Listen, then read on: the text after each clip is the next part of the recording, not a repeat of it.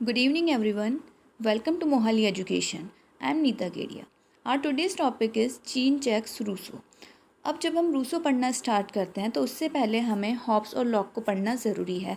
तो अभी तक अगर आपने हॉब्स और लॉक को नहीं पढ़ा है तो मेरे जो प्रीवियस अपलोडेड वीडियो है उसमें मैंने हॉब्स और लॉक के लिए अलग अलग से सेपरेट वीडियोस बनाए हैं, तो मैं उनका लिंक डिस्क्रिप्शन बॉक्स में दे दूँगी। आप पहले वहाँ से वो पढ़िए, उसके बाद ये लेक्चर स्टार्ट कीजिए, ठीक है। तो आइए स्टार्ट करते हैं। Jean Jacques Rousseau. अब सबसे पहले हम उनकी जो स्टार्टिंग लाइफ थी उसके बारे में देख लेते हैं कि उनके साथ क्या हुआ था, किस तरीके से उनकी लाइफ थी। तो इनका जन्म जो है बेसिकली वो कब हुआ था? इनका जन्म हुआ था 1712 में जेनेवा स्विट्ज़रलैंड में हुआ था, और इनकी जो मृत्यु हुई थी वो 1778 में हुई थी फ्रांस में। अब जो इनकी जन्म के बाद इनकी माँ की मृत्यु हो गई थी, थोड़ी टाइम बाद उनके पिता भी इनको छोड़ करके चले गए। तो इनका जो लाइफ था, जो इनकी जो स्टार्टिंग की जो एज थी अराउंड 32 एज तक इनका जो जीवन था बहुत ज़्यादा मिजरेबल था।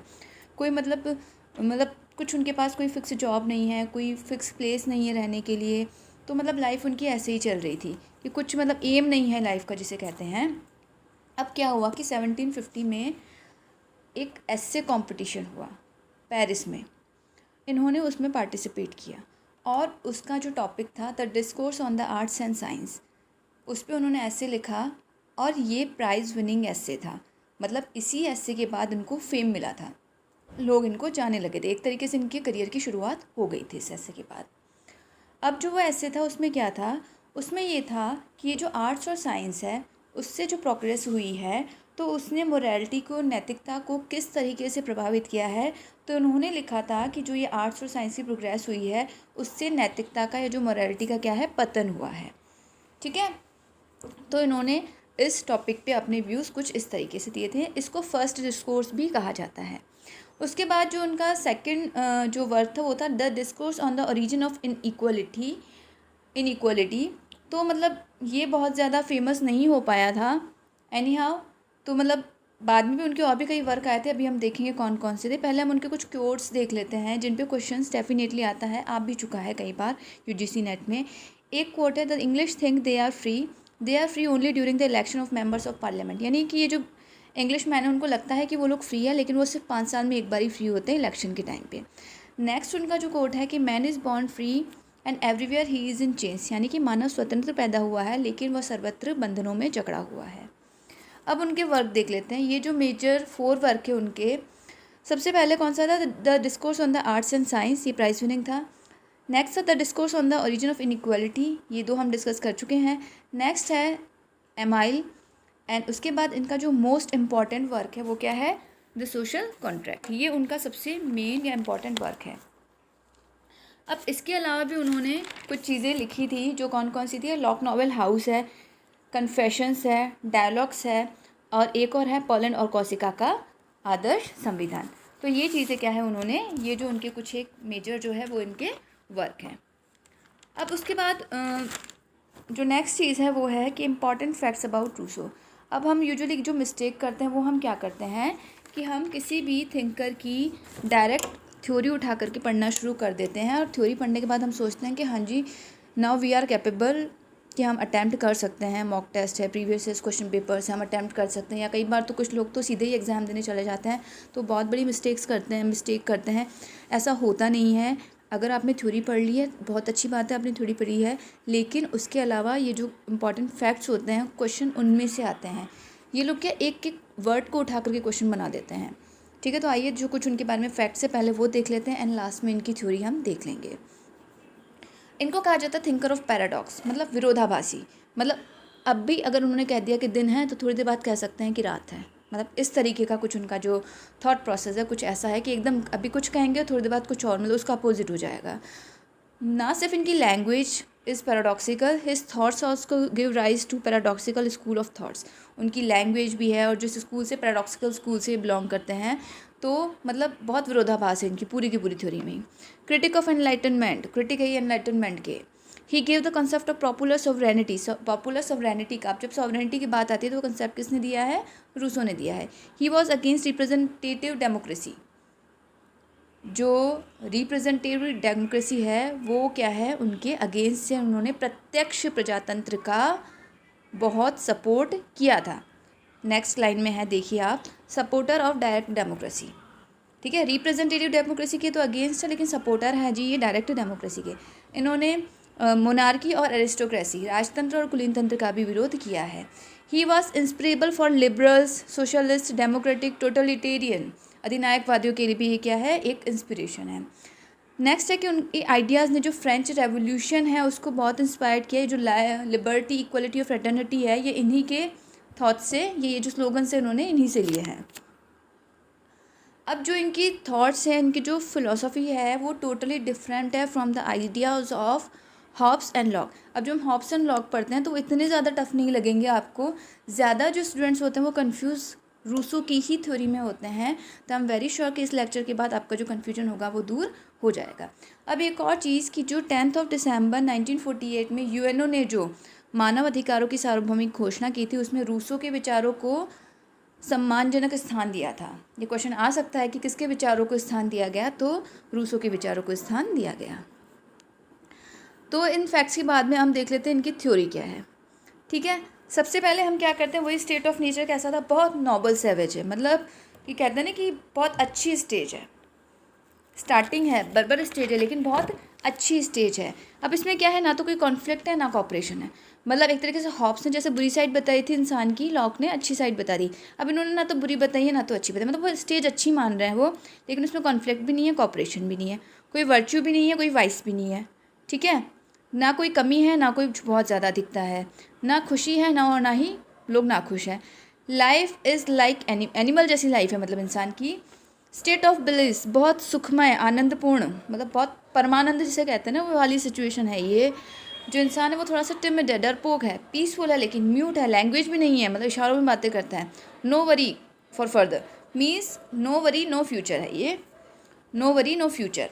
ठीक है, मतलब कोई टेंशन नहीं है फ्यूचर की, मतलब बहुत बढ़िया से बहुत अच्छी लाइफ जी रहा है। Means in the state of nature man have two qualities which separates him from animals. लेकिन ऐसी दो क्वालिटीज़ हैं जो क्या है, उसको जानवर से अलग करती है। वो दो क्वालिटी कौन कौन सी है, पहली तो हो गई फ्रीडम, मीन्स खुद के लिए सोचना, डिसीजन लेना, एक्शन को डिसाइड करना कि मेरे लिए क्या गुड है। एंड सेकंड हो गया पिटी, कंपैशन, मीन्स दूसरों की तकलीफ़ को देख करके महसूस करना, मतलब अच्छी दया वाली भावना जिसे कहते हैं। अब नेक्स्ट देखिए कि हाउ जो ये आपके स्टेट ऑफ नेचर था, how man, this is my typing mistake, how man कर लीजिए, how man moves from nature to society. अब इंसान जो है वो जो आपका मतलब नेचर से सोसाइटी में किस तरह से मूव हुआ।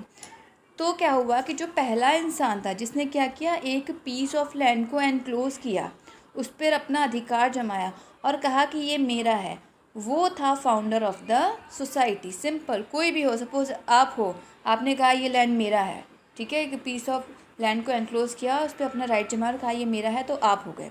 तो उस टाइम पे स्टेट ऑफ नेचर में जिस भी इंसान ने पहले ये किया वो क्या होगा, फाउंडर ऑफ द सोसाइटी। तो उसने क्या है, सबसे पहले ये आइडिया दिया, मतलब मेरा वाली बात आ गई इसके अंदर। अब क्या हुआ कि जब प्राइवेट प्रॉपर्टी की बात हो गई तो क्या बिगिनिंग ऑफ द सोसाइटी हुई, सब लोग प्रॉपर्टी जैसे एक्वायर करना शुरू कर दी, जैसे हॉब्स और लॉक के टाइम पे भी हुआ था, सारे लोगों ने प्रॉपर्टी एक्वायर करनी शुरू कर दी, तो बिगिनिंग ऑफ सोसाइटी हुआ। दूसरा ओरिजिन ऑफ इनइक्वालिटी, मीन्स किसी के पास ज़्यादा है किसी के पास कम है। जिनके पास बहुत ज़्यादा है उन्होंने अपने अंडर दूसरों को काम देना स्टार्ट कर दिया। ठीक है, तो डिपेंडेंसी भी एक तरीके से आ गई, इनइक्वालिटी भी हो गई, किसी के पास ज़्यादा है किसी के पास कम है, किसी के पास है ही नहीं। और जिनके पास बहुत ज़्यादा उन्होंने क्या, अपने अंडर में लोगों को नौकरियां दे दी या उनको रख लिया कि हम आपको ये चीज़ देंगे, आप हमारे अंडर काम करो। तो इस तरीके से जो डिपेंडेंसी है वो भी बढ़ गई। अब डिज़ायर फॉर प्रॉपर्टी जब हम कहते हैं तो वो क्यों होती है, तो डिज़ायर ऑफ प्रॉपर्टी आपके दो वजह से होती है। लोग कह रहे हैं कि इंसान जब प्रॉपर्टी को कामना करता है कि मुझे चाहिए प्रॉपर्टी, तो वो दो वजह से होता है। पहला क्या है कि desire motivated by self love and not by material needs, means कि आपको क्या है, डिज़ायर है कि लोग आपको रिकग्नाइज करें, पहचाने। कहते हैं ना हम कि उसके पास तो बहुत पैसा, उसके पास तो बहुत प्रॉपर्टी है, तो इस तरह से ये डिज़ायर कि दूसरे मुझे पहचाने, मतलब मटीरियल वाली बात नहीं, उसको डिज़ायर है कि दूसरे मुझे पहचाने। दूसरा आ गया कि इनइक्वालिटी और डिपेंडेंस के लिए। ठीक है, डिपेंडेंस में क्या हो गया कि इनइक्वालिटी जब हुई उसी से डिपेंडेंस सही मैंने आपको बोला ना, किसी के पास बहुत ज़्यादा है किसी के पास कम है, किसी के पास है ही नहीं, तो जिनके पास बहुत ज़्यादा है लोग उनके ऊपर डिपेंड करने लगे। तो एक तरीके से डिपेंडेंस वाला कॉन्सेप्ट आ गया। तो जो प्रॉपर्टी है उसमें 3 चीज़ें आ गई, एक तो इनइक्वालिटी, डिपेंडेंस और desire to be recognised by other, दूसरे मुझे पहचाने कि मेरे पास कितनी प्रॉपर्टी है, रिस्पेक्ट हो। ठीक है, दूसरों के नज़रिए से सोचो कि जिसके पास ज़्यादा प्रॉपर्टी होती है लोग उसको कितनी रिस्पेक्ट देते हैं, तो वो वाली चीज़ इसके अंदर आ गई। अब क्या हुआ कि जब एंड हुआ स्टे, अब ये जो चीज़ थी आपकी, ये जो प्रॉपर्टी में ये जो दिख रहा है आपने, इसने क्या किया, प्रॉपर्टी ने स्टेट ऑफ वॉर की कंडीशन स्टार्ट कर दी, लोग आपस में लड़ने लग गए। तो अब इस जो स्टेट ऑफ वॉर को ख़त्म करने के लिए क्या हुए, 2 समझौते हुए, 2 कॉन्ट्रैक्ट्स हुए हैं। जो फर्स्ट सोशल कॉन्ट्रैक्ट हुआ है उसमें क्या हुआ है कि अब जो अमीर वाली और गरीब वाली चीज़ यहाँ पे क्लियर से मतलब इस्टेब्लिश्ड हो चुकी थी। जो जिनके पास रिच लोग हैं, जो जिनके पास प्रॉपर्टी बहुत ज़्यादा है, उन्होंने क्या किया, दूसरों को कन्विंस करना स्टार्ट किया कि एक गवर्नमेंट बनाते हैं। ठीक है, अब जो बेचारे जिनके पास कुछ भी नहीं था लेकिन उनके पास अपना लाइफ तो थी, अपनी जीवन तो था, तो अपने जीवन को ही सेव करने के लिए क्या किया, उन्होंने कहा ठीक है चलो जी कॉन्ट्रैक्ट कर लेते हैं। बट अब इस कॉन्ट्रैक्ट से क्या हुआ, रिच और पावरफुल के इंटरेस्ट सेटिस्फाइड हुए, उन्होंने अपने इंटरेस्ट के लिए कॉन्ट्रैक्ट किया। तो ये जो इनइक्वालिटी और डिपेंडेंस वाली जो प्रॉब्लम थी वो अभी भी जैसे की तस जस की तस बनी हुई थी। गरीबों के पास तो बस लाइफ होती थी और अमीरों के पास क्या है, बहुत ज़्यादा पावर है, पैसा है, प्रॉपर्टी है, तो उन्होंने क्या किया, उनको एक तरीके से मतलब एक्सप्लॉइट करना शुरू कर दिया। ठीक है, तो पहला तो ये कॉन्ट्रैक्ट हुआ, तो ये इतना मतलब नहीं हुआ, सक्सेसफुल नहीं हुआ देखा जाए तो। अब रूसो जो है वो दूसरे कॉन्ट्रैक्ट की बात करते हैं, सोशल कॉन्ट्रैक्ट मेन जो है। अब जो स्टेट ऑफ नेचर थी देख लीजिए पहले क्या, वो फ्रीडम और इक्वलिटी वाली, मतलब ब्लिस कंडीशन है, बहुत अच्छी परम आनंद की अवस्था है वो। और जो अभी की कंडीशन है, अभी जब ये कॉन्ट्रैक्ट हुआ है, ये सब चीज़ें हुई है, प्रॉपर्टी किसी के पास है किसी के पास नहीं है, तो ये क्या प्रेजेंट कंडीशन, ये डिपेंडेंसी और इनइक्वलिटी वाली कंडीशन है। तो अब यहाँ पे क्या हुआ, यहाँ पे कुछ प्रॉब्लम्स अराइज हुई हैं। क्या प्रॉब्लम्स है, we can not go back to the state of nature, अब स्टेट ऑफ नेचर में वापस जाया भी नहीं जा सकता। अब अगर आज की डेट में भी हम लोग सोचें कि हम स्टेट ऑफ नेचर में वापस चले जाए तो हम जा सकते हैं कि हम नहीं जा सकते हैं। तो वैसा ही उस टाइम पे भी हुआ कि नहीं, अब नहीं जाया जा सकता स्टेट ऑफ नेचर में, हालांकि वो अच्छी थी बट स्टिल नहीं जाया जा सकता। नेक्स्ट चीज़ है, but even while staying in society we can be as free as we were in the state of nature, लेकिन अगर रूसो ने बोला कि हम सोसाइटी में रहते हुए भी वैसी फ्रीडम फील कर सकते हैं जैसी हमारे पास स्टेट ऑफ नेचर में थी। अब देखो हो गया ना विरोधाभास, कंफ्यूज मत होना, इनकी थ्योरी पूरी ही मतलब गोल गोल घूमी घूमी सी उल्टी उल्टी सी चलेगी, तो कोई कंफ्यूज होने की ज़रूरत नहीं है।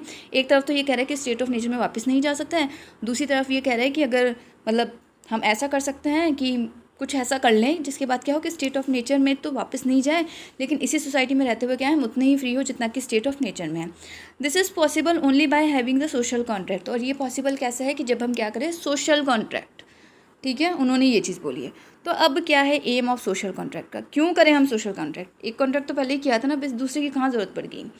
तो क्यों, protection of the life and property of each member, पहली बात तो ये, हर किसी की लाइफ और प्रॉपर्टी के प्रोटेक्शन के लिए हमें ये करना। दूसरी बात, by forming the social contract each person obeys only himself, हर कोई क्या है, सिर्फ अपनी ही आपको मतलब ऑबे करेगा, अपनी ही बात मानेगा।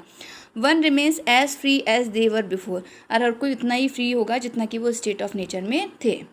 ठीक है, लेकिन अब यहाँ पे देखो अगेन पैराडॉक्स है कि अगर हम ये मतलब कॉन्ट्रैक्ट फॉर्म करते हैं मीन्स कि अपने फ्रीडम का कुछ पार्ट हमने दे दिया। तो अब जब हमने फ्रीडम का पार्ट दे दिया तो फिर हम फ्री कैसे हो सकते हैं। तो एक तरफ तो ये कह रहे हैं कि आप फ्री रहोगे, दूसरी तरफ कह रहे हैं कि नहीं आप अपनी फ्रीडम का कुछ पार्ट उसको दे दोगे। तो मतलब उल्टी उल्टी सी बातें, विरोधाभास सी बातें, पैराडॉक्सिकल थॉट्स हैं इनके, वो चलते रहेंगे। आप कंफ्यूज मत होइएगा, ये खुद ही बहुत ज़्यादा कंफ्यूज थे। ठीक है, अब जो जनरल विल है उसकी बात करते हैं। तो वो कोई इंडिविजुअल नहीं है, कोई थर्ड पार्टी नहीं है और कोई एजेंसी भी नहीं है। यहाँ पे ये कह रहे हैं एजेंसी नहीं है, अभी थोड़ी देर बाद फिर कहेंगे कि नहीं वो एक एजेंसी की तरह काम करेगा। ठीक है, तो अगेन हम सेइंग कि प्लीज़ डोंट गेट कन्फ्यूज्ड। अब जो जनरल विल है वो क्या है, सॉवरेन है, संप्रभु है। लेकिन जो लॉज है, laws are made by people together, लेकिन वो जो संप्रभु है या वो जो जनरल विल है उसको क्या है, कानून बनाने का राइट नहीं है, वो किसके पास है, जनता के पास है, नागरिकों के पास है। और जो गवर्नमेंट जो अपॉइंट करेगा वो एज एजेंसी। अब देखिए यहाँ पे ये एजेंसी कह रहा है, या ऊपर वाली से साइड में ये कह रही थी ब्लू कलर से जो लिखा हुआ है कि नॉट एन एजेंसी। ठीक है, और यहीं पे आ गया ये ब्राउन वाले में, इसमें लास्ट सी पॉइंट पे लिखा हुआ है कि ये एजेंसी है। तो मतलब अगेन खुद ही अपनी बात को क्या कर रहे हैं वो, मतलब ओवरलैप्ड कर देते हैं उसको। तो ठीक है, तो ये कह रहे हैं कि एक एजेंसी की तरह काम करेगा और सिर्फ जुडिशरी और एग्जीक्यूटिव वाले जो फंक्शंस है बस वो परफॉर्म करेगा।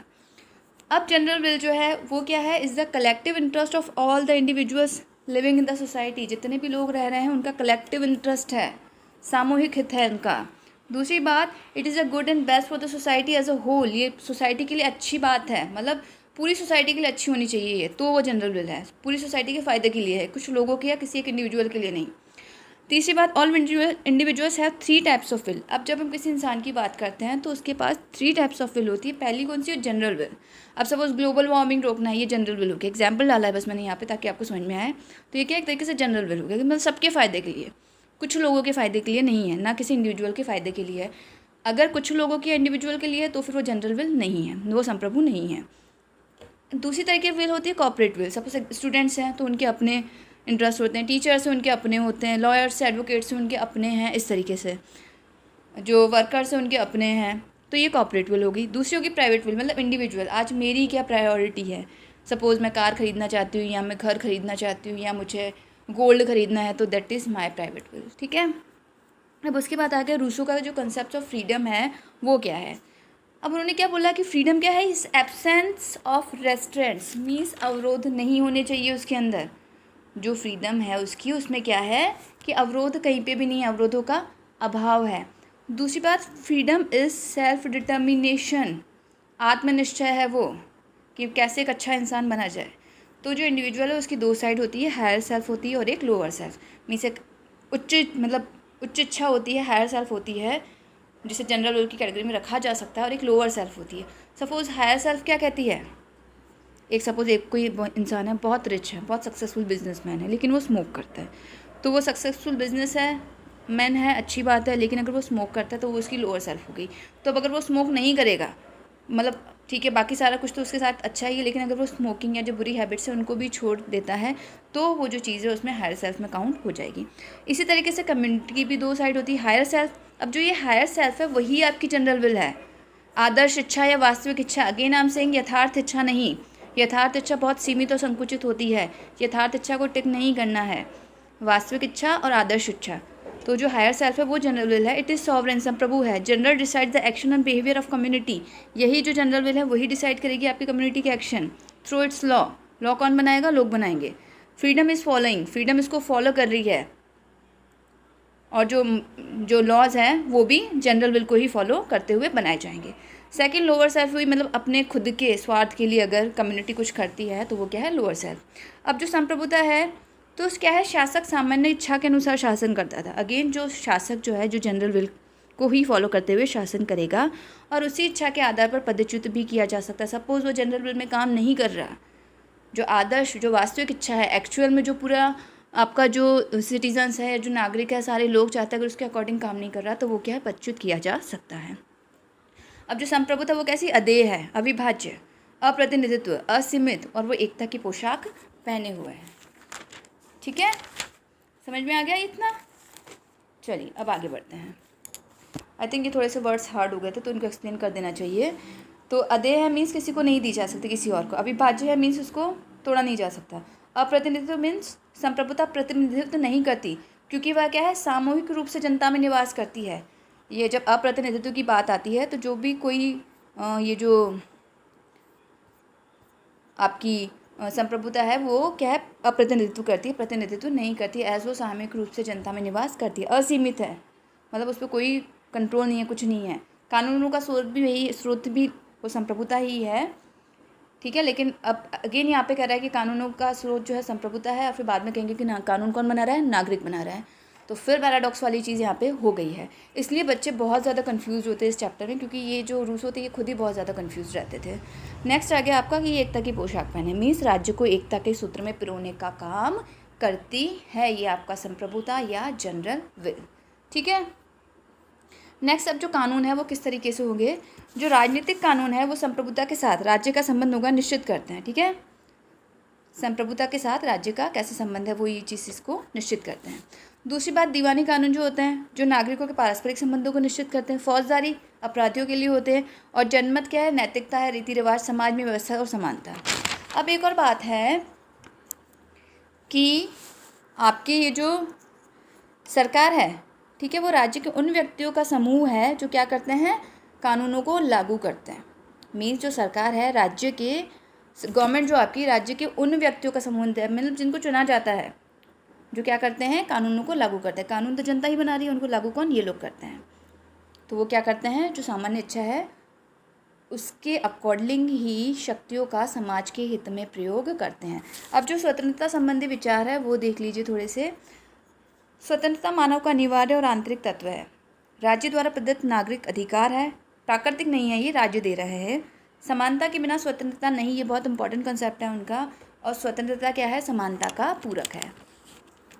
अब नेक्स्ट स्लाइड जो है उसमें देखिए आपके कुछ धर्म संबंधी विचार उन्होंने दिए हैं कि धर्म क्या है, राज्य के अधीन है। व्यक्तिक मीन्स हमारा खुद का धर्म, कि इंसान अपने आप में कौन से बिलीव्स को फॉलो करना चाहता है। नागरिक धर्म जो विधि है, रूढ़ी है, संस्कार है, ये सब। और पुरोहित धर्म जो चर्च है, समुदाय है, ये चीज़ें क्या है जो बनाता है, वो क्या होता है, पुरोहित धर्म। अब जो शिक्षा संबंधी विचार है उन्होंने क्या है, उन्होंने एमाइल में प्रगतिशील शिक्षा का, उनका वो जो वर्क था ऊपर जो हमने उनकी बुक्स में देखा था, वो क्या है, प्रगतिशील शिक्षा का समर्थन करते हैं। ठीक है। अब एक और चीज़ कि रूसो क्या है, व्यक्तिवादी थे, समाजवादी। कुछ लोग व्यक्तिवादी होते हैं, कुछ समाजवादी होते हैं, ये दोनों थे। व्यक्तिवादी भी है, समाजवादी भी है। असमानता, असंतोष, गृह कलह, संघर्ष, संपत्ति, आर्थिक विषमता को दूर करना, ये कुछ जो आपके समाज की बुराइयां हैं उनको दूर करना है। लेकिन निरंकुशतावादी नहीं है। मीन्स ये क्या है, सामान्य इच्छा के आदेश का पालन करेगा और अगर नहीं करता है तो उसे मजबूर किया जाएगा। ठीक है। मतलब एक तरफ तो ये कह रहे हैं कि नहीं, वो जो संप्रभुता है वो क्या करेगी, लोगों के अकॉर्डिंग ही चलेगी, और अगर वो सामान्य इच्छा को फॉलो नहीं करती है तो उसको हटाया जा सकता है। ठीक है। दूसरी तरफ ये कह रहे हैं कि नहीं, वो निरंकुशतावादी भी है। मीन्स कि जो सामान्य इच्छा के आदेश का पालन नहीं करेगा। मीन्स सपोज जो राजा है, जो संप्रभु है, उसने कोई आदेश दिया है, अगर तो वो जनरल विल को फॉलो कर रहा है तब तो लोगों को उसे पालन करना है। लेकिन अगर कोई नहीं करता तो क्या है, उससे पालन करवाया जाएगा, उसे मजबूर किया जाएगा, क्योंकि वो क्या है, जनरल विल के रेफरेंस में जा रहा है। नेक्स्ट आगे कि राज्य क्या है, एक कृत्रिम संस्था है, मानव निर्मित है। व्यक्ति राज्य के अभाव में भी रह सकता है। और मूरे ने क्या कहा है, उसे लोकतंत्र का पुजारी कहा है। तो अब आज के इस लेक्चर में हम लोग इतना ही कवर करेंगे। So thank you so much for watching this video. Don't forget to like and subscribe my channel. Thank you so much.